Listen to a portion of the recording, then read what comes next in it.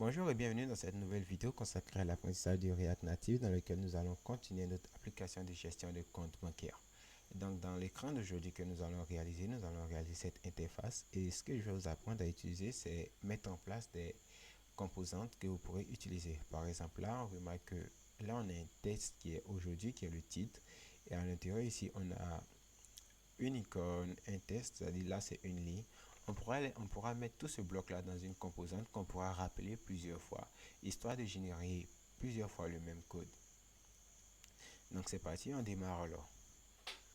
Donc comme d'habitude, pour commencer, j'ai juste généré une nouvelle page que j'ai appelée transaction. Et à l'intérieur, elle retourne juste une vue qui retourne un texte qui contient la valeur transaction. Donc pour commencer, on va juste supprimer tout ça et on va englober toute notre page par une scroll view pour que l'utilisateur puisse scroller sur le contenu de la page. Et cette scroll view, on va lui donner un style qui sera égal à une constante style que nous allons bientôt créer. Et là, on va prendre une propriété route. Et là, on vient tout en bas et on crée cette constante style. Donc, la constante style sera égale à style sheet qui vient de React Native et on va appeler la méthode create. Et à l'intérieur, on va créer ici le premier élément qui est l'élément route.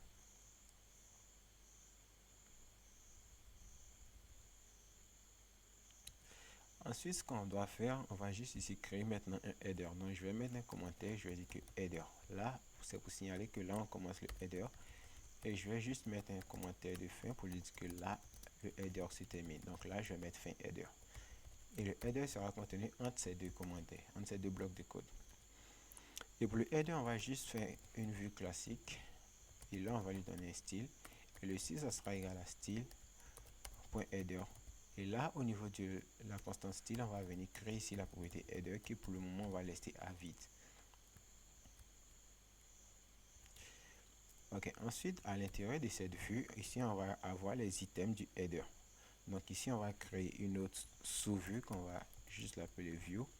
Et elle aura un style qui sera égal à la constante style. Et là on va créer ici une propriété qu'on va appeler header items, c'est-à-dire les items du header. Et là, je vais juste venir là et créer cette propriété header items et la laisser à vide pour le moment. Et à l'intérieur de header items, je vais juste créer ici un élément sur lequel l'utilisateur pourra interagir. Donc, on va utiliser le touchable opacity. Et là, on va lui donner un style, ça sera égal au style. Et là, ça sera, on dirait que ça sera header item. Et là, ça sera le item. Et on va dire que là, on aura un item qui sera inactive. Et cette propriété header item inactive, on va juste venir ici la créer tout en bas. Donc, on la met là et par défaut, on la laisse à vide. Ensuite, toujours à l'intérieur de cet élément sur lequel l'utilisateur pourra interagir, on va importer ici des icônes. Et pour les icônes, sur l'écran des transactions, nous avions déjà fait des icônes. Donc, on va juste importer ici l'icône. On va prendre un design et copier tout cet import là et venir le coller en début de page. Donc pour l'icône ici, on va prendre Wally et la taille, on va la laisser à 20.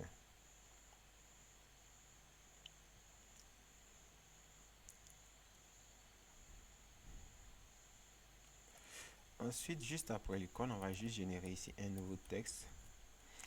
Et le texte aura un style qui sera égal à la constante style. La constante style. Et là, ça sera header item. Et là, on va faire header item text. Et à l'intérieur, le texte sera portefeuille. Et si on enregistre ça, on voit qu'à notre écran, on a le test portefeuille qui apparaît et on va juste créer cette propriété header item text pour la laisser à vide pour le moment.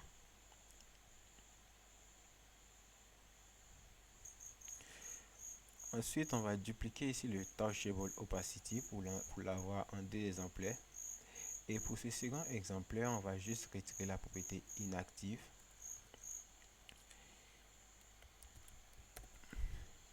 Et là, le test, ça sera transaction. Donc là, on a portefeuille et transaction qui sont affichés. Et pour l'icône, on va juste laisser le wallet. Donc là on va commencer à styliser le header pour voir à quoi il va ressembler. Donc pour commencer, l'élément route, on va juste ici lui donner une couleur d'arrière-plan. On va lui dire que la couleur d'arrière-plan, ce sera égal à EDF1 F2. Ensuite pour le header, il va falloir lui donner une couleur d'arrière-plan qui sera égale à 154 EE7.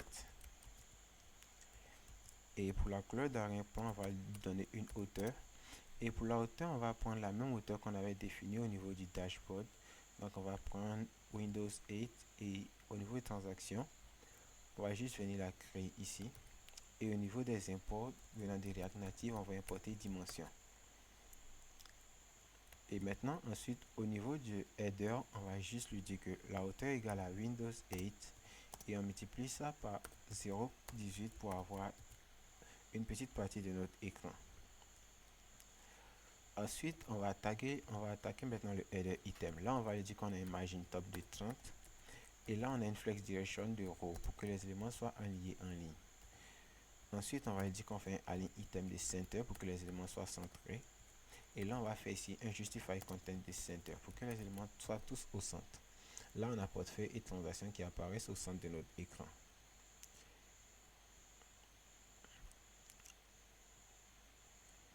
Ensuite, l'autre élément à taguer, on va juste dupliquer ça. On va maintenant s'attaquer au header item/item. Donc, lui, on va juste lui dire qu'on veut une flex direction de row, histoire d'avoir l'icône et le portefeuille sur la même ligne. Et là, on va avoir ici une background color. Et la background color qu'on va mettre, ça sera ED5OB1, histoire d'avoir un léger fond en bas de cette partie. Et là, on va lui donner un padding horizontal de 10 et un padding vertical de 10. Et on va lui donner une marge à droite de 5. Et on va faire un border radius de 15, histoire d'arrondir un peu les bords. Donc là, on remarque que transaction a un petit fond gris qui apparaît. Et là, on a notre icône et le texte qui apparaît. Donc pour le header item inactive, c'est la même chose. Seulement que là, on n'aura pas un background color. Donc on va juste copier la même chose et supprimer ici cette partie background color. Donc si on enregistre, on voit que portefeuille a rejoint et il est sur la même ligne que transaction. Ensuite, maintenant, on va attaquer le header item texte. Là, pour le texte, on va juste lui donner ici une couleur de fond qui sera la couleur blanche. Donc on va mettre la couleur FFF. Et la famille, la police qu'on va utiliser, on va utiliser le Open Sans Regular. Ou alors on peut utiliser Open Sans Bold. Pourquoi pas Open Sans Bold? Ok, ensuite on a une autre propriété pour le texte lorsqu'il est inactif. Donc là, ça sera header item text. Et là, on va juste ajouter un slash et ça sera inactive. Et là, j'oublie pas les deux points. La couleur lorsque le texte est inactif, c'est le gris. Donc on va mettre le EEE. Et on utilise la même police. Donc là, on utilise la même police. Et lorsque l'onglet n'est pas sélectionné, dans notre cas, c'est portefeuille qui n'est pas sélectionné, il va falloir qu'on fasse passer ce test en mode inactif. Donc là où on a mis portefeuille, la propriété devient style header item text inactive.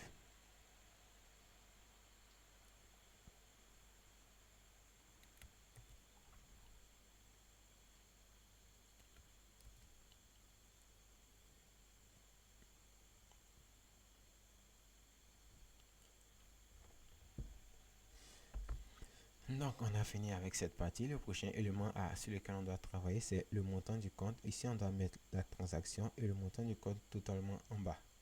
Donc juste à l'intérieur du header, je vais juste réduire le header items. Et là, je vais juste ajouter un nouveau commentaire que je vais appeler montant du compte. Et ce montant du compte doit être compris dans le header. Et là, je vais juste fermer ici. Je vais dire c'est fin montant du compte. Et là, à l'intérieur ici, on aura le montant du compte.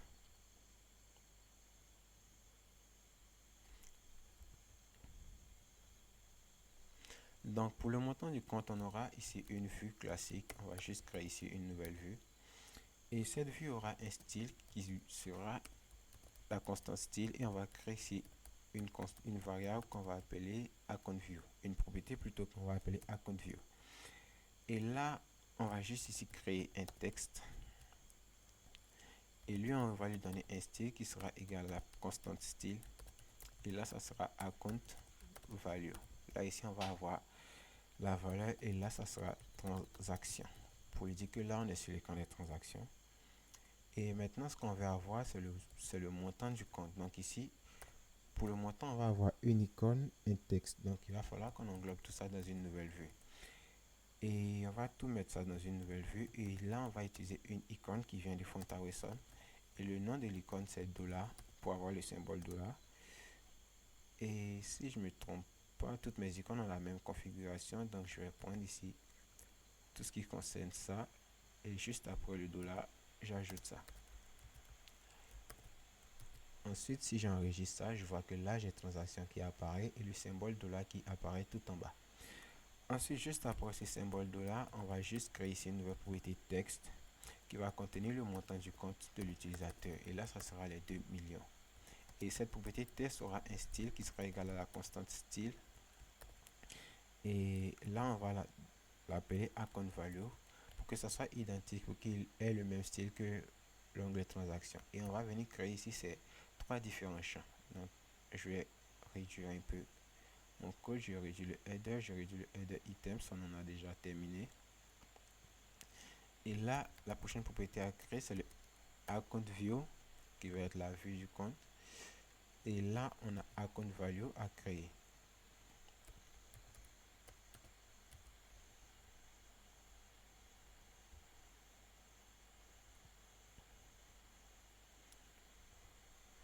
Donc c'est parti pour le style. Pour le account view, on va lui dire que pour le account view, on veut que les éléments soient alignés sur la même ligne. Donc ici, on va faire un flex direction de row. Ensuite, on va faire justify content. Justify content. Ici, on va faire un space between, voir ce que ça va donner. Si on fait un space between, ça donne ça. Et là, on fait un margin top de 30, voir ce que ça va donner. Que les éléments soient un peu éloignés.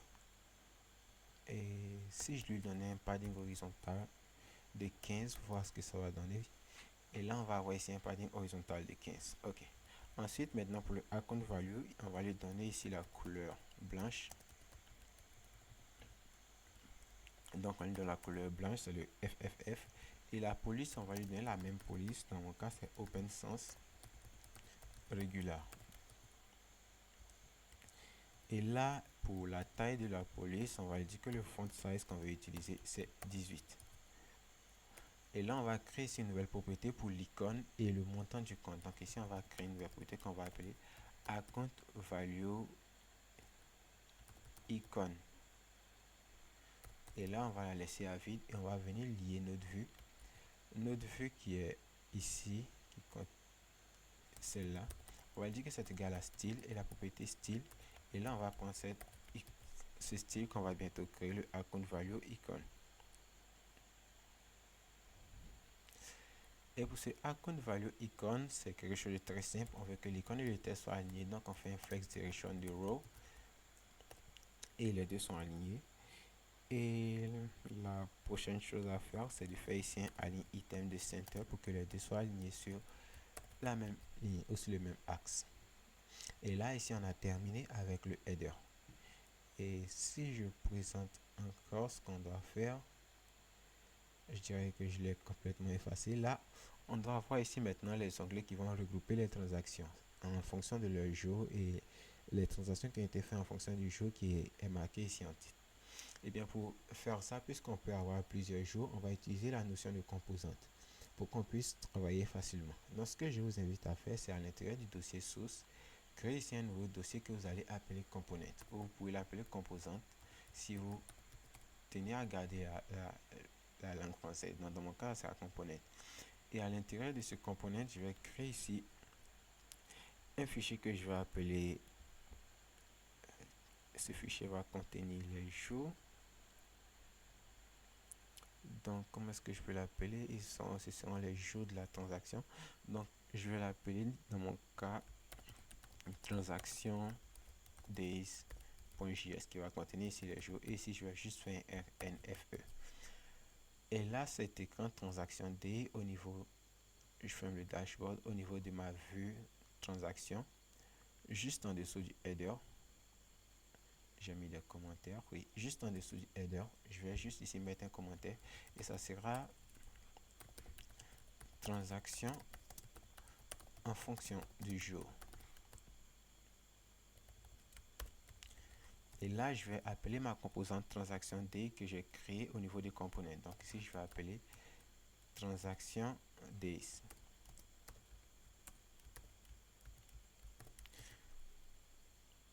Et si j'enregistre ça, je remarque que là, on a le transaction day qui apparaît à notre écran. Et ici, on pourra styliser cet écran et ça prendra effet sur l'écran principal. Donc, pour le transaction day, puisque c'est une composante, ici, on n'a pas besoin de lui passer une scroll view. On peut laisser ici une vue classique. Et là, on va lui dire que c'est égal à, on a un style pour le container principal. Et on dirait que ça sera égal à la constante style qu'on va bientôt créer. Et là, il va prendre une propriété qu'on va appeler days container. Donc, on va juste aller créer. Là, c'est pas style sheet, c'est style. Donc, on va juste créer ici la constante style qui sera égale à style sheet. Style sheet qui provient de React Native et la propriété c'est create. Ensuite, à l'intérieur, on va créer ici le days container. Et pour ce days container, on va lui donner ici le style directement. On va lui faire un background color de FFF. Et ici, on va lui donner un padding horizontal de 15. Ensuite, on va lui donner ici un border bottom 8 pour avoir une bordure en bas. Et là, on va lui donner ici un border bottom color. Et la couleur de la bordure d'en bas, ça sera ED1, F1, F2. Et là, on dira qu'on veut avoir une marge en bas de 5. Et la marge d'en bas permettra de séparer les transactions en fonction des différents jours. Là, si on est sur le premier jour, on aura les éléments ici. Et juste en bas, on aura une marge de 5 avant d'afficher les éléments du prochain jour. Ok. Ensuite, ici, on va juste mettre un commentaire pour dire que ce sera la date de la transaction. Donc, là, on dira que c'est la date de la transaction qu'on va avoir. Ça sera soit aujourd'hui, hier ou le mois précédent. Donc là, on va juste tout englober dans une vue classique en nouveau. Et là, à l'intérieur de cette vue, on va lui dire que c'est égal à un style qu'on va bientôt créer. Et ça est égal à la propriété style. Et là, ça sera account. Donc là, on va juste l'appeler main text pour lui dire que c'est le texte principal. Donc on va dire main text container. Et on va juste venir créer cette propriété main text container juste en bas. Donc la propriété main text container sera simplement, on va la laisser à vide pour le moment. On peut faire ici un margin top de 5, voir ce que ça va donner. Là, je vois pas trop.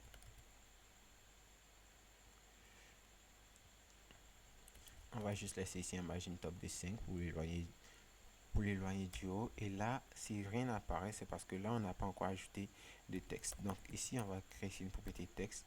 Et là, on va dire que le premier texte à afficher, c'est hier. Et ensuite, ce texte, on va lui dire qu'on lui donnera un style qui sera égal à la propriété style. Et la propriété ici qu'on va créer, ça sera main title. Donc, on va l'appeler ici main title. Et cette propriété main title, on va juste venir la créer ici. Et on va lui dire que la propriété main title, il aura ici un fond qui sera en gras. Donc, si on enregistre ça, le I apparaît déjà en gras. La couleur, on va vouloir qu'il soit du noir pur. Donc, ici, ça sera du 000. Ensuite, là, on peut faire ici une marge d'en bas. On peut dire que là, on peut avoir une marge d'en bas de 15. Et ici, la police qu'on va utiliser, ça sera open sans regular. Et là, la taille de la police, on va dire qu'on veut prendre 16 pixels. Et là, on a notre texte hier qui apparaît. Et si ça ne me satisfait pas trop, ici on peut mettre ici un margin top de 15 histoire de le décaler complètement du header.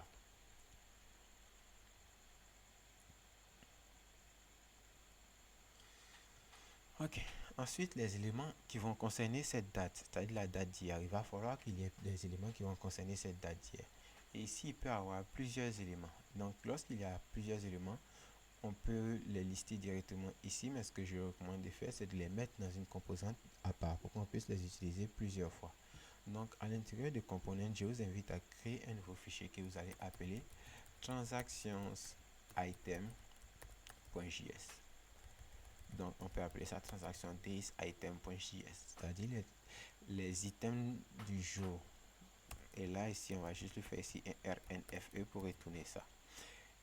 Et ce transaction days item, on va juste venir ici, le mettre juste en bas de la date. Ici, je vais mettre un commentaire qui est fin de date. Et je vais appeler cette transaction days item puisque elle va contenir toutes les transactions qui concernent le jour qui est listé ici. Je vais l'appeler juste en dessous ici. Donc ici, je vais appeler le transaction days item. Et au niveau des imports, il provient, on est dans la même arborescence, voilà pourquoi on fait un point et on appelle directement les transactions days item.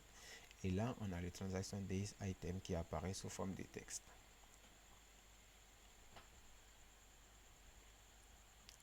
Ok, ensuite pour ce transaction days item, on aura juste des éléments avec lesquels l'utilisateur pourra interagir. Donc ici, au lieu de retenir une vue, on va juste retenir un touchable opacity. Et là, je ferme le touchable opacity. Ensuite, à l'intérieur de ce touchable opacity, on va retourner une vue. Et cette vue aura un style qu'on va définir plus tard. Et là, on va dire que ça sera style, ça sera le container. On dirait que ça sera égal à la propriété style qu'on va créer et la propriété container. Et à l'intérieur de ce style, on aura une icône. Donc l'icône, on peut prendre celle qu'on a fait ici au niveau des transactions. On va prendre un design.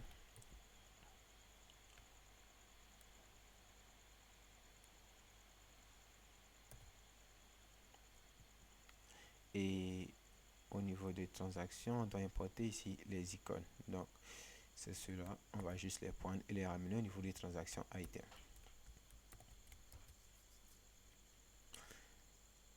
Ok, donc il dit que là la propriété style sheet n'existe pas et là c'est style et non style sheet. Donc ici on va créer une constante qu'on va dire que c'est égal à constante style et c'est égal à style sheet et on va appeler la méthode create. Et là ici on va créer ici une deuxième méthode qu'on va appeler container qui sera pour le moment vide. Et là si on retourne sur notre onglet transaction, là on n'a rien. Ok, ici pour l'icône, on ne prendra pas le wallet, cette fois on va prendre CodePen Circle. C'est une icône qui représente CodePen. Et la couleur ici, cette fois on ne prendra pas du blanc puisque le fond est déjà blanc, on va prendre du noir. Et la taille, cette fois on va la prendre un peu plus grande, on va la mettre à 30. Ok, maintenant que l'icône est choisie, on va créer ici une autre vue. Donc on va juste mettre un commentaire ici qui sera vu pour le texte et la source de l'opération. Donc là, on aura l'opération qui a été effectuée et sa source. Et là, on aura ici une vue. Et à l'intérieur de cette vue, on aura deux textes. Donc on va avoir un premier texte là. Et là, ça sera opération effectuée. Et ensuite, on aura un second texte juste en dessous qui sera source d'opération.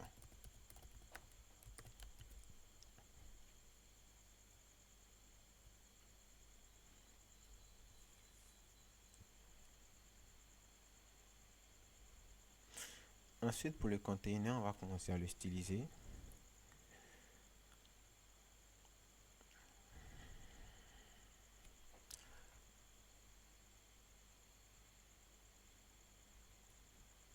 Pour le container, il n'y a pas grand chose à faire, c'est juste ici lui dire qu'on va faire un flex direction de row. Et là, on va faire un align items de center. Et là, on va aussi faire un justify content de center. Donc là, on l'a appelé container. Je pense que je vais plutôt donner un style au touchable opacity qui sera égal au style, la propriété container, et ici ça sera main. On va ici appeler ça main content. Là ça sera le premier ça sera container, et là ça sera le main content, et ici cette propriété container on va la transformer en main content. Ok, ensuite au niveau on va créer maintenant la propriété container qui est celle du touchable opacity, et là elle aura seulement le fait d'aligner tous les icônes. Donc ici on aura un flex direction de row, un justify content qui sera égal à space between pour histoire d'avoir les éléments totalement séparés, et là on fera ici un align items de center, et là on fera un padding vertical de 15, et là on fera ici un border bottom color. On donnera la couleur de F1 F2, et juste avant de donner une couleur à la bordure on doit définir la taille de la bordure, et la border bottom view ça sera égal à 1.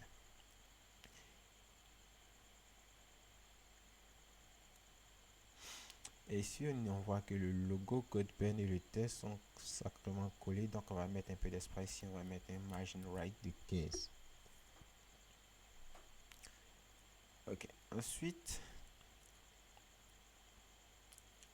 juste après toute cette vue on doit créer ici une propriété texte qui va contenir ici le montant que l'utilisateur, le montant de la transaction. Donc ici on dira que ça sera, on va dire 500 $, pourquoi pas. Et ce 500 $, on dira que là on peut lui donner un style. On va mettre directement son style ici. On va dire que pour la police qu'on veut utiliser, ça sera open sans regular.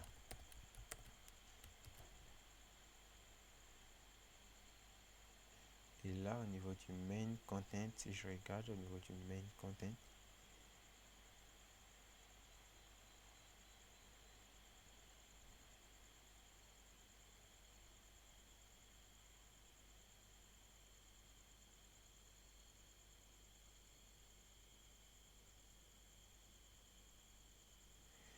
je regarde au niveau du main content, voyons voir ce que j'ai. Je dois avoir le montant totalement ici à gauche, donc je regarde un peu. Ici pour le container, j'ai dit que j'ai un space between. Donc tous les éléments ici seront séparés, donc je dois déplacer ici le test pour le mettre juste à l'intérieur du container et non à l'intérieur du main content. Donc si je fais ça, je pense que, qu'est-ce qu'il me dit? Testing must be run within a text component.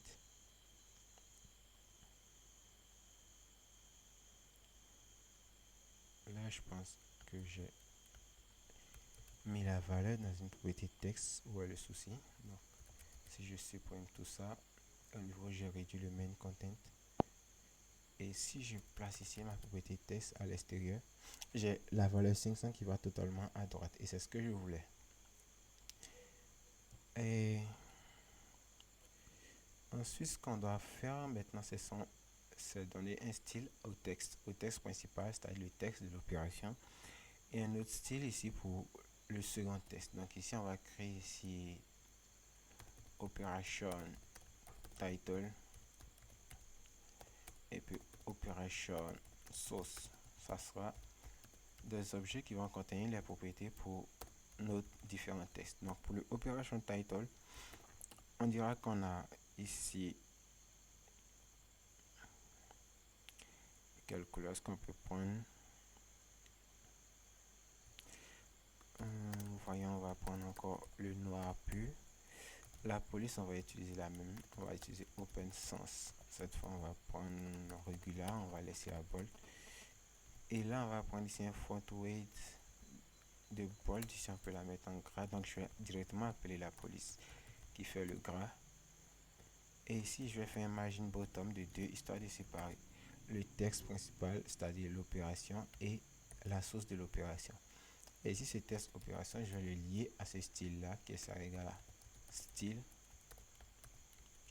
opération title. Et là, on a opération opération effectuée qui apparaît. Et on a un petit espace avant d'avoir le second texte. Et je pense que là, mon gras n'a pas pris. Donc, je vais ici mettre un font weight de bold pour que mon texte soit en gras. Ensuite, pour le operation source, c'est-à-dire la source de l'opération, je pense que on peut laisser tel quel. On peut laisser tel quel. Et ici, pour le montant de la valeur, donc ici, on peut juste ici mettre ici une couleur. Et la couleur, par défaut, on peut dire que ça sera du gris, du bleu. Je vais prendre le bleu, histoire de rester en accord avec tout ce que j'ai fait. Donc, je vais juste aller au niveau des transactions et prendre la couleur que j'ai définie pour le header. Donc, c'est pas là, c'est au niveau des transactions des items. Et je vais dire que la couleur, ça sera ça.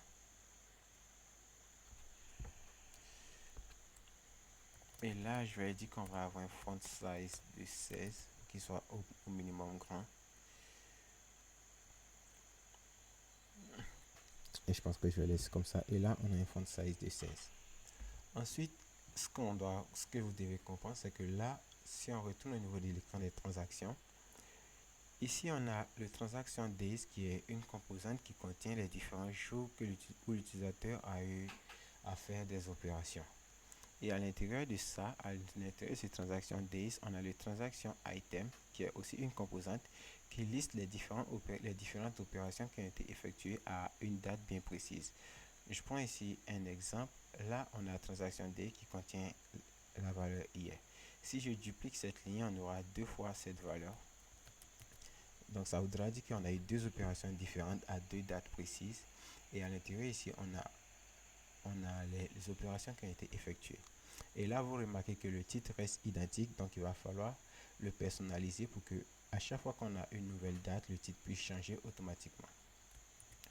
Donc là, on utilise des composantes. Pour les transactions D, c'est une composante qu'on a appelée.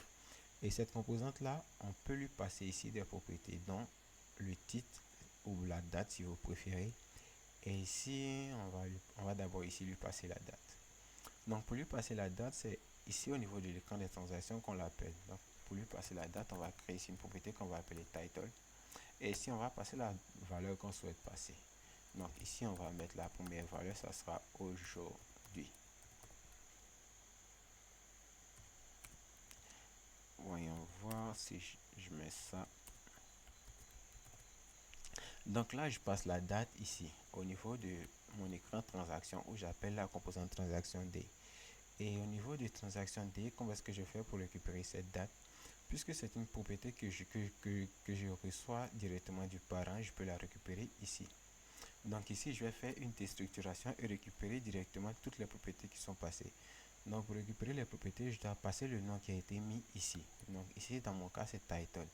Donc je lui ai dit que là, on a une propriété title qui provient du parent. Et maintenant, au lieu d'afficher ici le texte hier, tu m'affiches la propriété qui provient du parent. Dans mon cas, c'est title. Et une fois que j'enregistre ça, je vois que là, j'ai le texte aujourd'hui qui apparaît.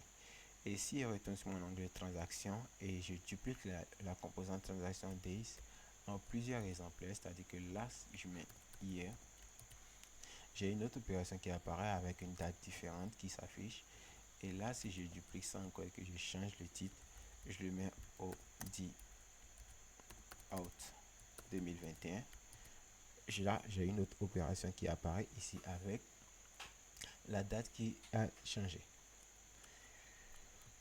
Ensuite, au niveau des transactions days, qui est lui-même une composante, on remarque que cette composante appelle une autre composante qu'on appelle transaction days item.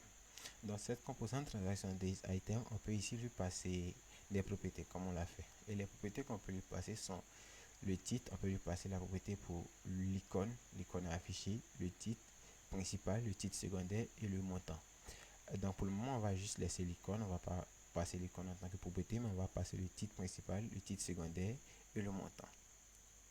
Donc ici, la première propriété, ça sera le main text. On va dire le main title. Et ici, le test, on va dire que ça sera achat de code. Et ensuite, on va dire que là, on a un secondary text. Et là, on dira que on a acheté le code sur CodePen. Et ici, le montant de l'achat que l'utilisateur a effectué, ça sera 800. Donc là, si on enregistre, on ne verra rien. Et maintenant, on doit aller au niveau de l'écran de la composante transaction days item pour lui signifier qu'on a des composantes qui arrivent. Donc, on va au niveau des transactions days item. Et juste là où on crée la composante, on lui dit que là, on a une composante qui est main title qui provient du parent, qui est le parent de cette transaction days. On a une autre composante, une autre propriété qui est secondary text. Ensuite, une dernière propriété ici qui est amount. Et au lieu d'afficher en dur ici le prix de l'opération, on veut que tu affiches ici le montant. Donc ici, au lieu d'afficher les 500, on va afficher le amount, qui est une propriété qui provient du parent. Et là, si j'enregistre, j'ai le amount qui change un peu partout et je passe de, on va dire, de 500 à 800. Donc on peut faire la même chose ici pour l'opération. Donc on va juste supprimer opération effectuée et ici appeler ici le main title. Et on fait la même chose pour la source de l'opération. On va ici appeler ça secondary text. Et si on enregistre ça, on a bien tout qui change. Ensuite, on dira que là, on a la transaction days item qui a été appelée. Et si ce jour-là, on a plusieurs transactions, si vous avez fait des requêtes avec l'API avec un ID et que vous obtenez des éléments, vous allez boucler pour récupérer les dates. Et on suppose que là, ici, on a plusieurs éléments. Si je les duplique, je vois que au niveau des opérations, j'ai plusieurs qui apparaissent là. Et ici, je peux modifier pour chacun. Et ça sera réparation PC. Et on dira qu'ici, lui, son montant, ça sera 100 $. On va dire que là, ça sera 50 $. Là, ça sera achat de cours. Donc, je vais juste me limiter aux 3. Je vais juste supprimer les deux derniers. Et je vois que si je fais ça, il suffit de changer ici le main title que je reçois. Et ici, les valeurs sont automatiquement mises à jour sans devoir retaper le même code plusieurs fois. J'espère que cette vidéo vous aura été utile, que vous avez appris vraiment quelque chose. Et si c'est le cas, merci de le mentionner en commentaire, de laisser un petit pouce bleu, ça fait vraiment plaisir.